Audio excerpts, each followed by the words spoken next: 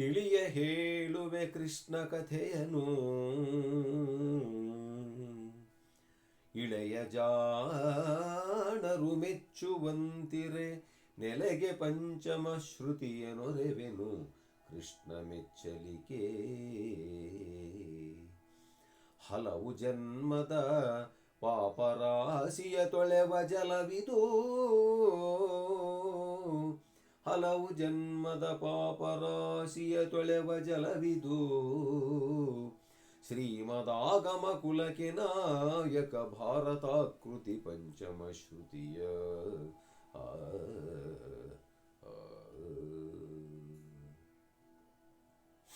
ನನ್ನ ಆತ್ಮೀಯ ಅಧ್ಯಾತ್ಮ ಬಂಧುಗಳೇ, ಕುಮಾರವ್ಯಾಸ ಭಾರತದ ಅರಣ್ಯ ಪರ್ವದ 13ನೇ ಸಂಧಿಯ ಸೂಚನೆ.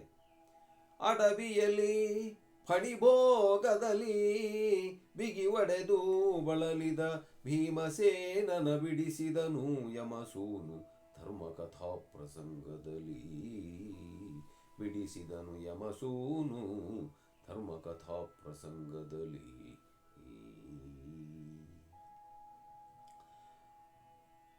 ಪಾಂಡವರ ಅಡವಿಯನ್ನು ಹೊಕ್ಕಾಗ ಅಲ್ಲಿ ಬಳಲುತ್ತಾ ಇದ್ರೆ ಒಂದು ಭಯಂಕರವಾಗಿರತಕ್ಕಂಥ ಹೆಬ್ಬಾವು ಹಾವು ಭೀಮಸೇನನನ್ನು ಹಿಡಿಯುತ್ತೆ.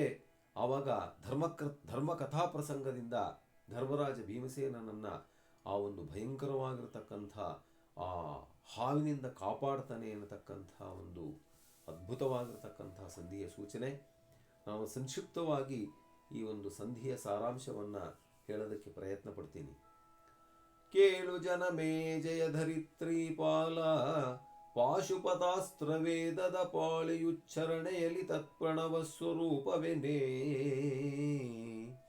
ಮೇಳವಿಸಿ ತರುಣಾಂಶು ಪೂರ್ವ ದಿಶಾಲತಾಂಗಿಯ ಮಂಡನೋಚಿತ ಮೌಳಿ ಮಾಣಿಕವೆನಲು ಮೆರೆದುದು ಬಿಂಬದಿನ ಮಣಿಯ.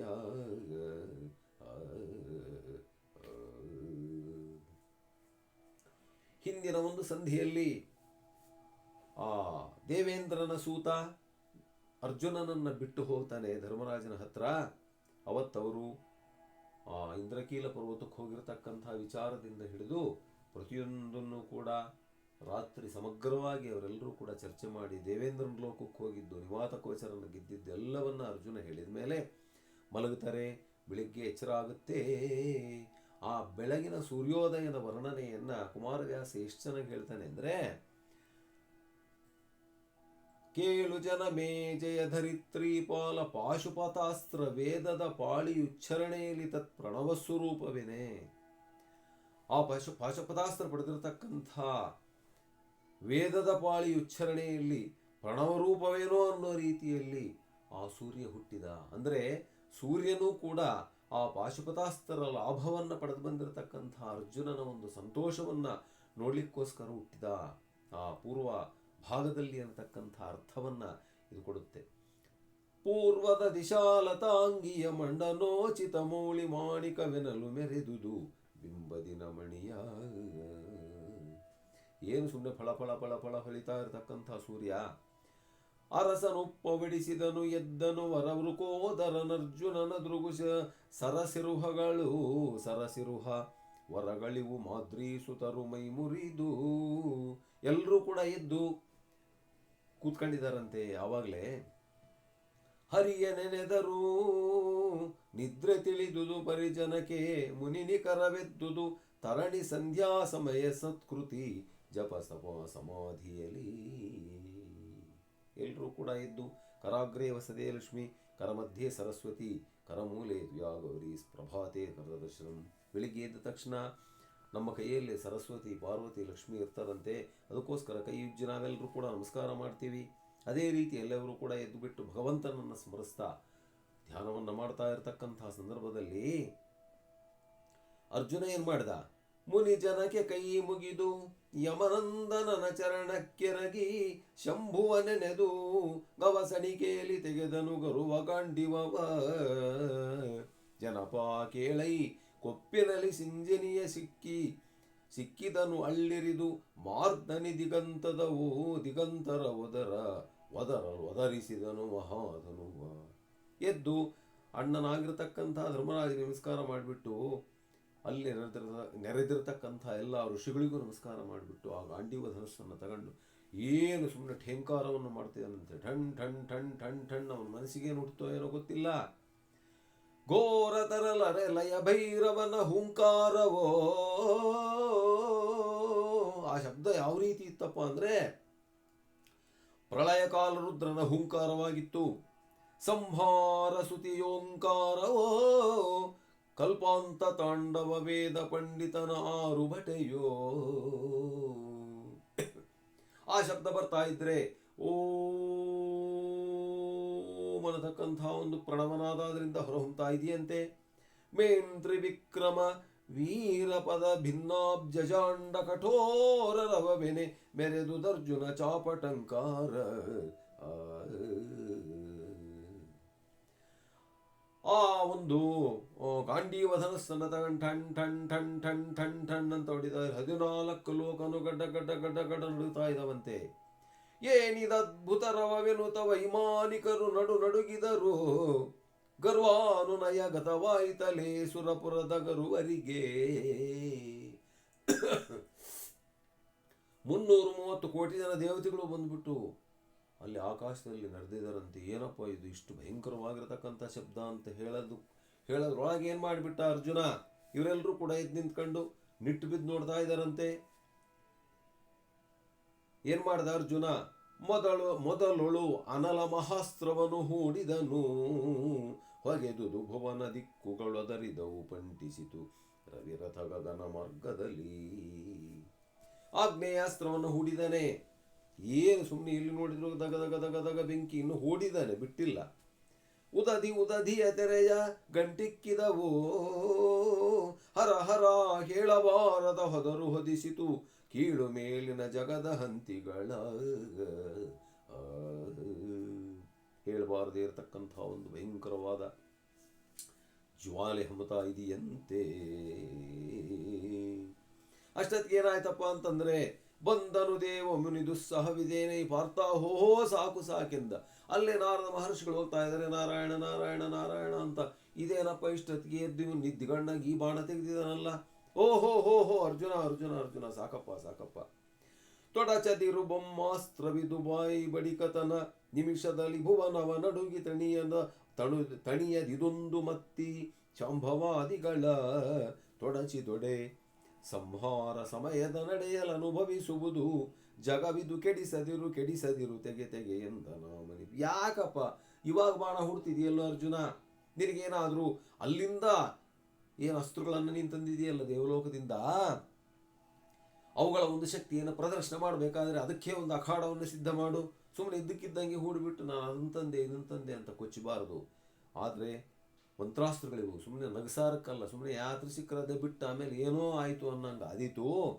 ಲಕ್ಷ್ಯವಿಲ್ಲದೆ ತೊಡಚುವರೆ ನಿರ್ಲಕ್ಷ್ಯ ಶರವೇ ನೀನು ಬಾರ್ಜಿಸಿದ ಅಕ್ಷಯವಲೇ ಪಾರ್ಥ ಗಣನೆಯ ಗುತ್ತಿನಂಬುಗಳೇ.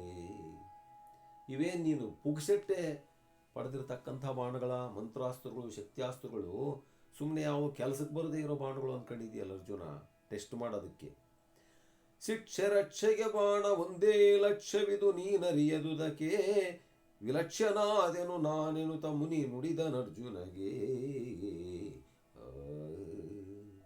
ಲಕ್ಷ್ಯವಿಲ್ಲದೆ ಬಿಡ್ತಿದೆಯಲ್ಲ ನೀನು, ವಿಲಕ್ಷಣ ಆಗಿದೆಯಲ್ಲ ಅರ್ಜುನ. ಕಾರಣ ಇಲ್ಲದೆ ನೀನು ಬಾಣವನ್ನು ಹುಡ್ತಿದೆಯಲ್ಲ, ನಿನಗೇನಾದರೂ ಜ್ಞಾನ ಇದೆಯಾ? ಬೇಡಪ್ಪ ಅಂತ ಹೇಳಿಬಿಟ್ಟು ಆವಾಗ ನಾರದ ಮಹರ್ಷಿಗಳು ಅದನ್ನು ಸ್ಟಾಪ್ ಮಾಡಿಬಿಟ್ಟು ಅಲ್ಲಿಂದ ಅವರು ಮುಂದಕ್ಕೆ ಹೋಗ್ತಾರೆ. ನಾರಾಯಣ ನಾರಾಯಣ ಅಂತ ಹೇಳಿ ಮುಂದೇನಾಯಿತು?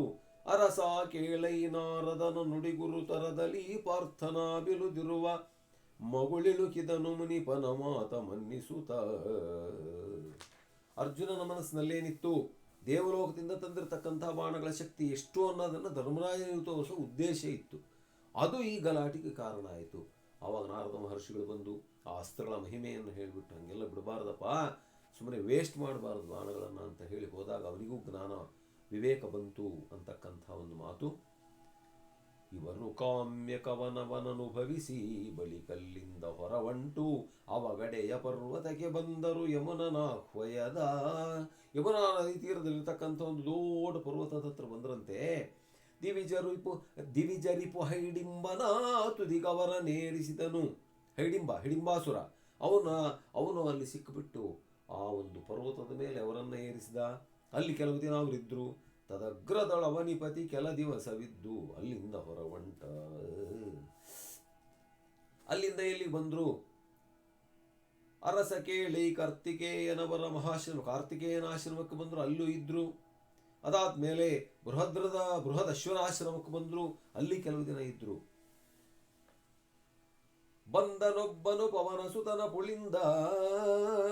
ಅಲ್ಲಿ ಬೃಹದಶ್ವರ ಆಶ್ರಮದಲ್ಲಿದ್ದಾಗ ಏನಾಗ್ಬಿಡ್ತಪ್ಪ ಅಂದ್ರೆ, ಒಬ್ಬ ಬೇಟೆಗಾರ ಬಂದು ಭೀಮಸೇನ ಹತ್ರಕ್ಕೆ ಬಂದ. ಸ್ವಾಮಿಗಳೇ ನಮಸ್ಕಾರ ಅಂದ. ಏನಯ್ಯ? ಏನಿಲ್ಲ, ಇಲ್ಲಿ ಬಹಳ ಭಯಂಕರವಾಗಿರ್ತಕ್ಕಂಥ ಕಾಡಿದೆ ಭೀಮಸೇನ. ಅದಕ್ಕೋಸ್ಕರ ನೀನು ಮನಸ್ಸು ಮಾಡಿದರೆ ಒಳ್ಳೊಳ್ಳೆ ಪ್ರಾಣಿಗಳು ನಮಗೆ ಸಿಗ್ತವೆ ಬೇಟೆ ಆಡೋದಕ್ಕೆ. ಅದಕ್ಕೋಸ್ಕರ ದಯಮಾಡಿ ನಿನಗೆ ನಾನು ನಮಸ್ಕಾರ ಮಾಡಿ ಹೇಳ್ತಿದ್ದೀನಿ. ಅದಕ್ಕೆ ಬೇಟೆಗೆ ನಾವು ಹೊರಡೋಣ, ಅದಕ್ಕೆ ಅನುಮತಿಯನ್ನು ಕೊಡು.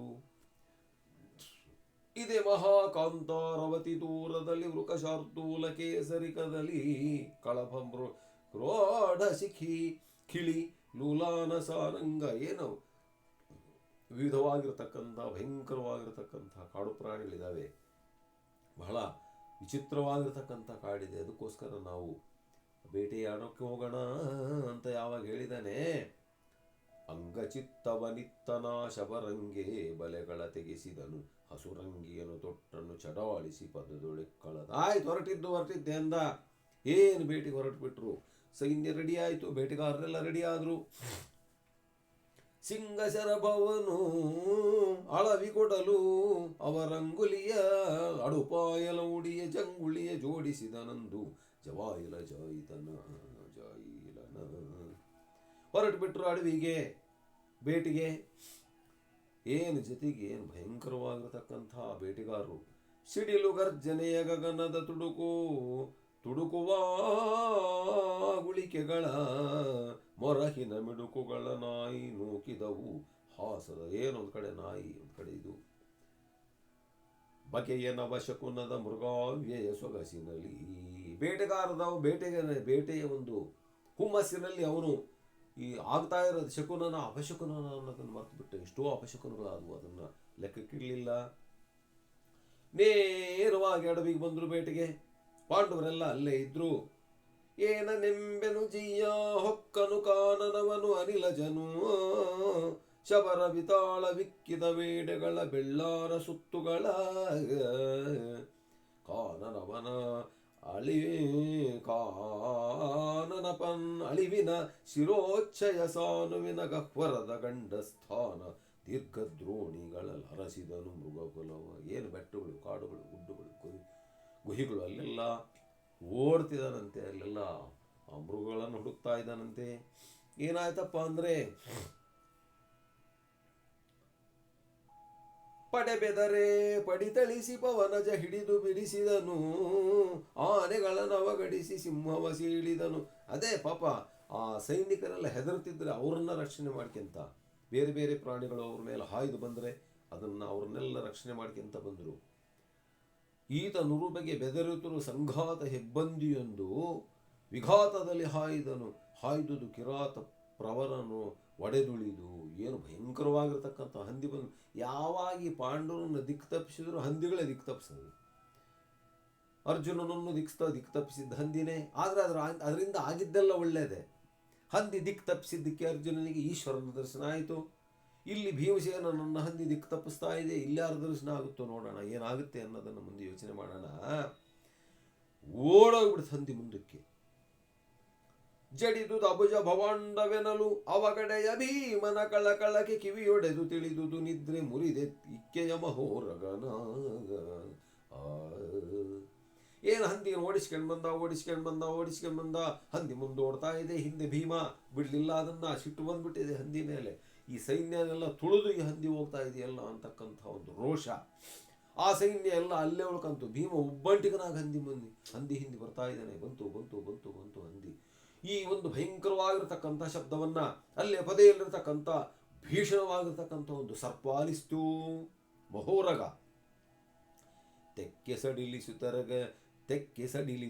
ತರಗೆಲೆಯ ಹೊದರಿಕ್ಕಳಿಸೆ ಮೈ ಮುರಿಯಲು ಅನಿಲ ಜನಕ್ಕ ತುಳದಲ್ಲಿ ಮೇಲೆ ಹಾಯ್ದನು ಕಾಣದ ಹಿಪತೆ. ಬಂತು ಹಂದಿ ಆ ಹಾವನ್ನು ಹಾರಿ ಹೋಗ್ಬಿಡ್ತು.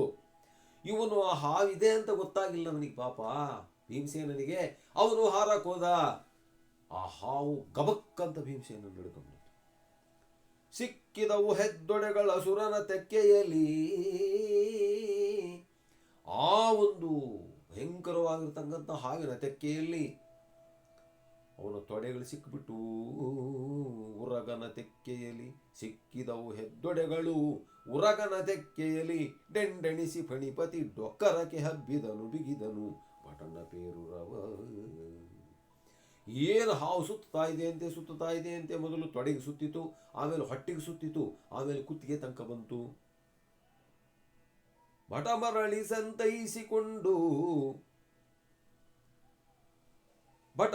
ಸಂತೈಸಿಕೊಂಡು ಅಟಮಡಿಸಿ ಗದೆಯಲ್ಲಿ ಹೊಯ್ದು ಬಿಗುಹಿನ ಕಟಕವನು ಹೆಚ್ಚಿದನು ಉಂಕಿ ಬೊಬ್ಬಿಡುತ್ತಾ.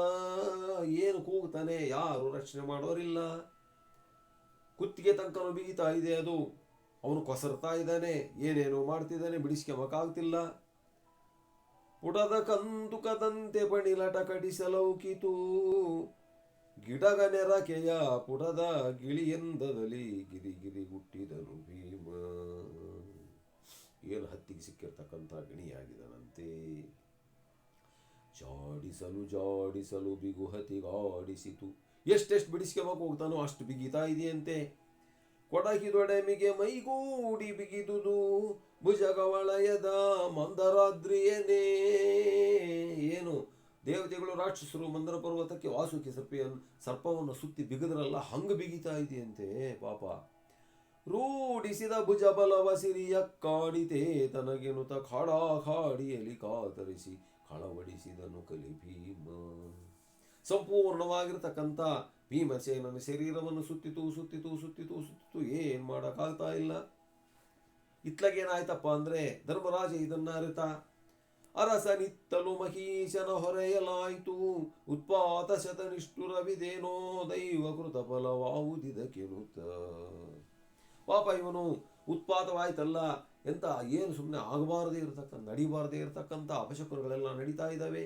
ಏನಪ್ಪ ಇದು ಗ್ರಾಚಾರ, ಏನು ಆಗ್ತಾ ಇದೆ, ಯಾರಿಲ್ಲ ಇಲ್ಲಿ ನಮ್ಮ ಗುಂಪಿನಲ್ಲಿ ಅಂದಾಗ ಎಲ್ಲರೂ ಹೇಳ್ಬಿಟ್ರಪ್ಪ, ಬೇಟೆಗಾರರೆಲ್ಲ ಹಿಂದಕ್ಕೆ ಬಂದರು, ಆದರೆ ಭೀಮಸೇನ್ ಬರಲಿಲ್ಲ ಅಂತ ಧರ್ಮರಾಜನಿಗೆ ಯಾವಾಗ ಹೇಳ್ಬಿಟ್ರು ಅವನಿಗೆ ಎದಾರ ಆಗಿಬಿಡ್ತು.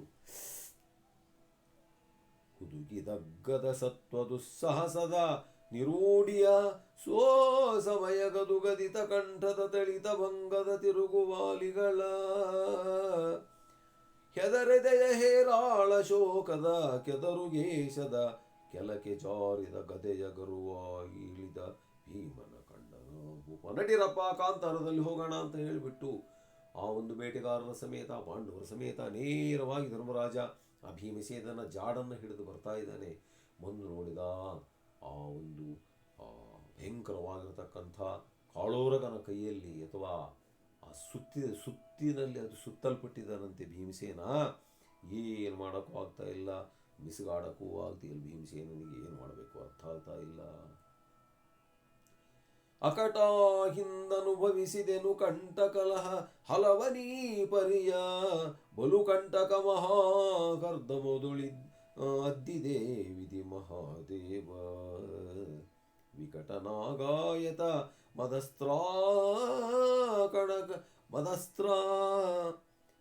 ಮದತ್ಪ್ರಾಣಕನ ಸಾಹಸವಡಗಿತೆ ವನ ನಿಕಟ ಭುಜಗಾಟೋಪ ಠೌಳಿಯೊಳೆನು ತಗುಸುಸುಯಿದ.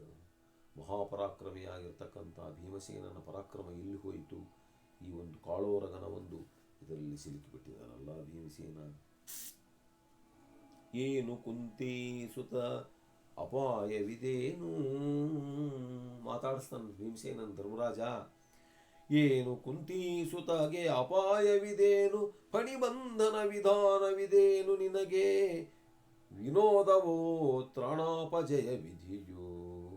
ಏನು ನೀನು ವಿರೋಧಕ್ಕೋಸ್ಕರ ಆ ಒಂದು ಹಾವಿನಲ್ಲಿ ಸಿಗೆ ಬಿದ್ದಿದೆಯಾ, ಅಥವಾ ನಿನಗೆ ತ್ರಾಣವಿಲ್ವೇ ಬಿಡಿಸ್ಕೊಳ್ತಕ್ಕಂಥದ್ದು, ಅಥವಾ ಆ ಹಾವಿಗೆ ಅಷ್ಟು ಶಕ್ತಿ ಇದೆಯಾ? ಏನಿದಕ್ಕೆ ಕರ್ತವ್ಯ ನಮಗೆ ಹೀನದೇ ದೆಸೆಗೆ ನಿಮಿತ್ತ ದುಷ್ಕೃತ ಏನು ಶಿವ ಶಿವ ಎನ್ನುತ್ತ ನುಡಿಸಿದನು ಅನಿಲನಂದನನ ಅನಿಲನಂದನನ. ಏನಪ್ಪ ಭೀಮಸೇನ, ಯಾಕಪ್ಪ ಇಂಥ ಒಂದು ಪರಿಸ್ಥಿತಿ ಸಂಭವಿಸ್ತು? ಯಾರೀ ಒಂದು ಸರ್ಪ ಗೊತ್ತಿಲ್ಲಲ್ಲ, ಯಾಕೆ ನಿನ್ನೆ ಈ ಸರ್ಪ ಹಿಡ್ಕೊಂಡಿದೆಯಲ್ಲ? ನೋಡಿದನು ಕಂದೆರೆದು ಕಂಠಕ್ಕೆ ಹೂಡಿದು ರಗನ ಘೋರ ಬಂಧದ ಗಾಢದಲ್ಲಿ ನುಡಿ ನೆಗ್ಗಿ ನುಡಿದನು ಬೆರಳ ಸನ್ನೆಯಲ್ಲಿ. ಕಣ್ಣಿಂಗೆ ಬಿಡ್ತಾನಂತೆ, ಬಾಯಿ ಮಾತಾಡೋಕ್ಕಾಗ್ತಾ ಇಲ್ಲ, ಏನೋ ನೋಡ್ತಾ ಇದ್ದಾರೆ, ಏನೋ ಸನ್ನೆ ಮಾಡ್ತಾ ಇದ್ದಾನಂತೆ. ಅದು ಧರ್ಮರಾಜನಿಗೆ ಅರ್ಥ ಆಗ್ತಾ ಇಲ್ಲ. ಖೇಡನಾದನ ಜಾತರಿಪು ಮಾತಾಡಿಸಿದನ ಹಿಪತಿಯ ನೆಲೆ, ನಾಡಾಡಿಗಳ ನಾಟಕದ ಪಣಿಯೆಲ್ಲಾರು ನೀನೆಂದ. ಭೀಮಸೇನೆ ಆವಾಗ ಸನ್ನೆಯನ್ನು ಮಾಡಿದ್ದಾನೆ, ಅವನಿಗೆ ಮಾತಾಡೋಕ್ಕಾಗ್ತಾ ಇಲ್ಲ. ಆ ಫಣಿಪತಿಯನ್ನು ನೀನೇ ಮಾತಾಡಿಸು ಅಂತಕ್ಕಂತಹ ಸನ್ನೆಯನ್ನು ಮಾಡಿದ್ದಾನೆ. ಅವಾಗ ಧರ್ಮರಾಜ ಆ ಫಣಿಪತಿಯನ್ನು ಮಾತಾಡಿಸ್ತಿದ್ದಾನಂತೆ, ಹಾವನ್ನ. ಯಾರು ನೀನು ಅಂತ ಕೇಳಿದಾನೆ. ನೀನು ಸಾಮಾನ್ಯವಾಗಿರ್ತಕ್ಕಂಥ ಹಾವಲ್ಲ, ನೀನು ಯಾರೋ ಬೇರೆ ಇರಬೇಕು. ಯಾರು ನೀನು ಅಂತ ಕೇಳಿದರೆ, ಅನಿಲ ಸುತನ ಪರಾಧಿಯೋ ನೀ ವಿನಯಹೀನನೋ ಮೇಣು ಪರಪೀಡನ ವೃಥಾ ದುಷ್ಕರ್ಮ ಸಂಗ್ರಹ ಬೇಹುದೇ ನಿನಗೆ. ಧನುಜನೋ ಗಂಧರ್ವನೋ ಯಕ್ಷನೋ ಸರೀಸೃಪ ರೂಪ ದಿವಿಜೇಂದ್ರನೋ ನಿಧಾನಿಸಲರಿಯ ನೀನಾರೆಂದನವನೀಶ. ಅನಿಲ ಸುತ ಏನಾದರೂ ಅಪರಾಧಿಯೇ ನೀನು?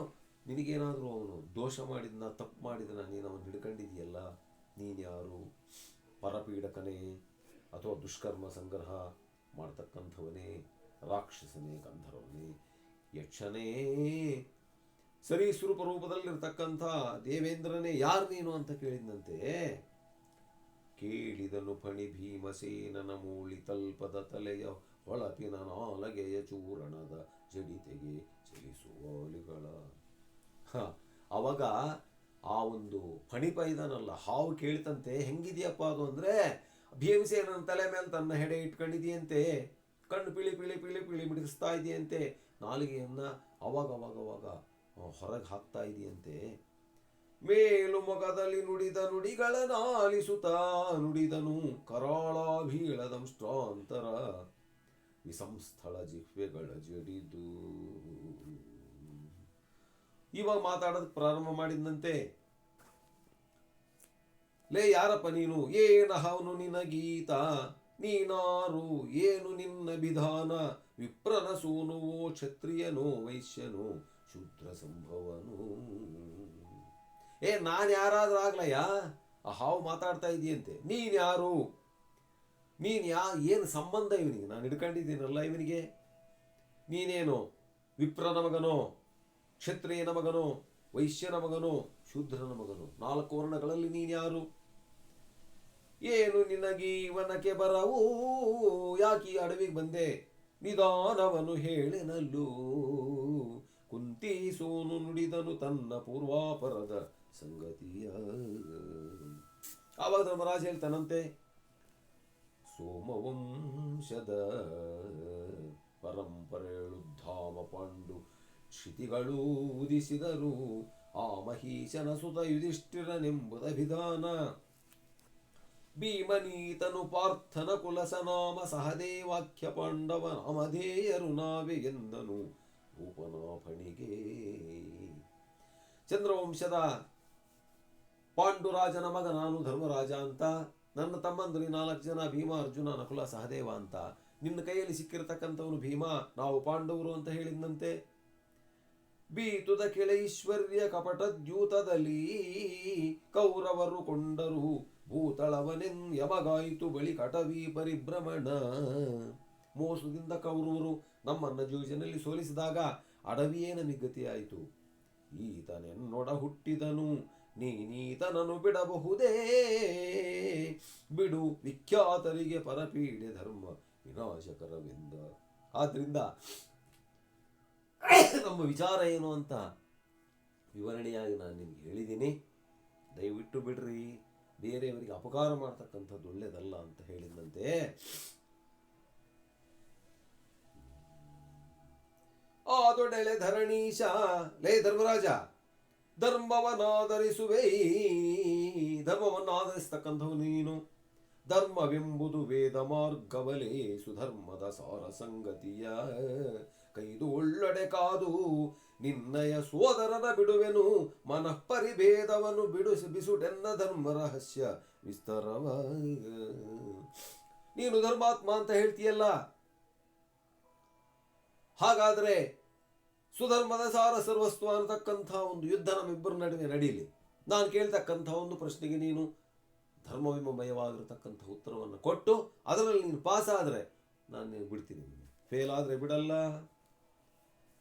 ಉಸುರಬಹುದೇ ಧರ್ಮ ತತ್ವ ಪ್ರಸರಣವಿದೇನೆಂದು ನೀ ಶಂಕಿಸಲು ವೇದ ಸ್ಮೃತಿಗಳ ಪುರಾಣ ತ್ರಾಣ ತುಟ್ಟಿಸದೆ ಯಶವ ವಿಪ್ರರ ಮತಿಗೆ ಸಂಭಾವಿಸುವ ಧರ್ಮವನರುಹುವೆನು. ನೀ ಬೆಸಗೊಳಿಂದನು ಧರ್ಮಸುತ ನಹುಷಂಗೆ ವಿನಯದಲ್ಲಿ. ನಹುಷ ಅಂತಕ್ಕಂಥವನಿಗೆ ಆ ಹಾವಿನ ಹೆಸರು ನಹುಷ. ಮುಂದೆ ಕಥೆ ಬರುತ್ತೆ, ಅದರ ಬಗ್ಗೆ ಆಮೇಲೆ ನಾವು ಚರ್ಚೆ ಮಾಡೋಣ. ನಹುಷನೇ ಹಾವಾಗಿ ಹುಟ್ಟುತ್ತಾನೆ ಅಂತಕ್ಕಂಥ ಒಂದು ಕತೆ ಅದು ಮುಂದೆ ಬರುತ್ತೆ. ಏ ಸರ್ಪವೇ, ನೀನು ಕೇಳಿರ್ತಕ್ಕಂಥದ್ದು ಸರಿ, ನಾನು ಧರ್ಮಾತ್ಮ, ಅದರಲ್ಲಿ ಅದನ್ನು ನಾನು ಹೆಮ್ಮೆಯಿಂದ ಹೇಳ್ಕೊಂತೀನಿ. ಯಶವ ವಿಪ್ರರ ಮತಿಗೆ ಸಂಭಾವಿಸುವ ಧರ್ಮವನರುಹುವೇನು. ನೀನು ಕೇಳ್ತಕ್ಕಂಥ ಪ್ರಶ್ನೆಗಳಿಗೆ ಧರ್ಮಶಾಸ್ತ್ರದ ಪ್ರಕಾರ ವಿಪ್ರರು ಒಪ್ಪುವ ರೀತಿಯಲ್ಲಿ ನಾನು ಧರ್ಮ ರಹಸ್ಯಗಳನ್ನು ಹೇಳ್ತೀನಿ. ಕೇಳೋದೇನು ಪ್ರಶ್ನೆ ಕೇಳ್ತೀವೋ ನಾನು ರೆಡಿ ಇದ್ದೀನಿ ಅಂದಂತೆ. ಆವಾಗ ಹಾವು ಕೇಳೋದಕ್ಕೆ ಪ್ರಾರಂಭ ಮಾಡುತ್ತಂತೆ. ಬಹಳ ಅದ್ಭುತವಾಗಿರತಕ್ಕಂಥ ವಿಚಾರಗಳು. ಅವನು ಏನು ಹೇಳ್ತಾನೆ ಗೊತ್ತಾ? ಯಶವ ವಿಪ್ರರ ಮತಿಗೆ ಸಂಭಾವಿಸುವ ಧರ್ಮವನರುಹುವೆನು ಅಂದಿದ್ದಕ್ಕೆ ಆ ಹಾವೇನು ಕೇಳ್ತು? ಏ ಧರ್ಮರಾಜ, ಯಶವ ವಿಪ್ರರ ಮತಿಗೆ ಸಂಭಾವಿಸುವ ಧರ್ಮ ಸ್ಥಿತಿಯನ್ನು ಅಭಿವರ್ಣಿಸುವೆನೆಂದೈ ಹೇಳಿದೆಲ್ಲ. ವಿಪ್ರರ ಒಂದು ಮತಿಗೆ ಒಪ್ಪುವ ರೀತಿಯಲ್ಲಿ ವೇದಾಂಗಗಳಿಗೆ ಸಂಬಂಧಪಟ್ಟಂಥ ರಹಸ್ಯವನ್ನು ನೀನು ಆಧಾರವಾಗಿಟ್ಕೊಂಡು ನನ್ನ ಪ್ರಶ್ನೆಗಳಿಗೆ ಉತ್ತರ ಕೊಡ್ತೀನಿ ಅಂತ ಹೇಳಿದೆಯಲ್ಲ. ಭೂಪತಿಯೇ ಹೇಳಿದೆಯಲ್ಲ, ಭೂದೇವ ಕುಲದೊಳಗೆ ಯಶವ ವಿಪ್ರನದಾರು. ಮೊದಲನೇ ಪ್ರಶ್ನೆ, ವಿಪ್ರರಿಗೆ ಒಪ್ಪೋ ರೀತಿಯಲ್ಲಿ ನೀನು ಉತ್ತರ ಕೊಡ್ತೀನಿ ಎಂದಲ್ಲ. ಹಾಗಾದರೆ ಭೂಮಿಯಲ್ಲಿ ವಿಪ್ರ ಅಂದ್ರೆ ಯಾರು? ಪರಿಶೋಭಿಸುವುದೇ ನೈ ಬ್ರಾಹ್ಮಣೇ ಬ್ರಾಹ್ಮಣ್ಯ ಏತರದೊಳೆಸುವುದು. ಬ್ರಾಹ್ಮಣ್ಯವೇತರದೊಳೆಸುವುದು. ಬ್ರಾಹ್ಮಣ್ಯ ಯಾವುದರಿಂದ ಬರುತ್ತೆ? ವಿಪ್ರ ಅಂದ್ರೆ ಏನು? ಮುನ್ನ ಹೇಳೇನೆ ಭೂಪ ನಿಂತೆಂದ. ಉರಗ ಕೇಳ್ ಪಿತೃಮಾತೃ ವಂಶೋತ್ಕರ ವಿಶುದ್ಧ ಸದಾಗ್ನಿಹೋತ್ರದ ಭರದಮ ಸ್ವಾಧ್ಯಾಯ ಸತ್ಯ ಅಹಿಂಸೆ ಪರಿತೋಷ ವರಗುಣಂಗಳಿ ಇವಾವನಲ್ಲಿ ಗೋಚರಿಸಿದಾತನೇ ವಿಪ್ರನೆಂಬರು ಹಿರಿಯರೆಂದನು ಧರ್ಮಸುತ ನಹುಷಂಗಿ ವಿನಯದಲ್ಲಿ. ಉರಗ ಕೇಳ್ ಪಿತೃಮಾತೃ ವಂಶೋತ್ಕರ ವಿಶುದ್ಧ ಸದಾಗ್ನಿಹೋತ್ರ. ನೋಡ್ರಿ, ಮಾತೃ ಪಿತೃ ವಂಶೋತ್ಕರ ವಿಶುದ್ಧ, ಅವನ ವಂಶದಲ್ಲಿ ಪಿತೃಮಾತೃಗಳಿಗೆ ಗೌರವವನ್ನು ಕೊಟ್ಟು ವಿಶುದ್ಧವಾಗಿರತಕ್ಕಂಥವನು. ಸದಾಗ್ನಿಹೋತ್ರದ ಭರ, ಯಾವಾಗಲೂ ಅಗ್ನಿಹೋತ್ರವನ್ನು ಮಾಡ್ತಕ್ಕಂಥವನು. ಸ್ವಾಧ್ಯಾಯ ಸತ್ಯ ಅಹಿಂಸೆ ಪರಿತೋಷವರ ಗುಣಗಳಿವ ಇವು ಅವನಲ್ಲಿ ಗೋಚರಿಸುವವೋ. ಸ್ವಾಧ್ಯಾಯ ಅಹಿಂಸೆ ಸತ್ಯ ಪರಿತೋಷ ಈ ಗುಣಗಳು ಯಾವನಲ್ಲಿರ್ತಾವೋ, ತಂದೆ ತಾಯಿಗಳಿಗೆ ಯಾವನು ಮರ್ಯಾದೆ ಕೊಡ್ತಾನೋ ಅಥವಾ ಗೌರವ ಕೊಡ್ತಾನೋ, ಇವೆಲ್ಲ ಗೋಚರಿಸಿದಾತನೇ ವಿಪ್ರ. ಇವೆಲ್ಲ ಯಾರಲ್ಲಿ ಗೋಚರಿಸ್ತಾವೋ ಅಂದರೆ ತಂದೆ ತಾಯಿಗಳಿಗೆ ಗೌರವವನ್ನು ಕೊಡ್ತಕ್ಕಂಥವನು, ಅಗ್ನಿಹೋತ್ರನಾಗಿರ್ತಕ್ಕಂಥವನು, ಸ್ವಾಧ್ಯಾಯನಾಗಿರ್ತಕ್ಕಂಥವನು. ಸ್ವಾಧ್ಯಾಯ ಅಂದರೆ ಆತ್ಮಪರ ಅಂತ. ಸತ್ಯ ಅಹಿಂಸೆ ಪರಿತೋಷವನಾಗಿರ್ತಕ್ಕಂಥವನು, ಇವೆಲ್ಲ ಗುಣಗಳನ್ನು ಹೊಂದಿರತಕ್ಕಂಥವನೇ ವಿಪ್ರ ಅಂತ ನಹುಷಿಗೆ ಹೇಳೋದಕ್ಕೆ ಪ್ರಾರಂಭ ಮಾಡ್ತಾನೆ. ಇನ್ನೂ ಧರ್ಮ ಸೂಕ್ಷ್ಮಗಳು ಬಹಳಷ್ಟು ಇದರಲ್ಲಿ ಬರ್ತವೆ ಅಂತ ಹೇಳ್ತಾ ಓಂ ಶ್ರೀ ಕೃಷ್ಣ. ಇದನ್ನು ಮುಂದುವರಿಸ್ತೀವಿ ಒಂದು ಸಂಧಿಯನ್ನು ಅಂತ ಹೇಳ್ತಾ ಓಂ ಶ್ರೀ ಕೃಷ್ಣಾರ್ಪಣಮಸ್ತು.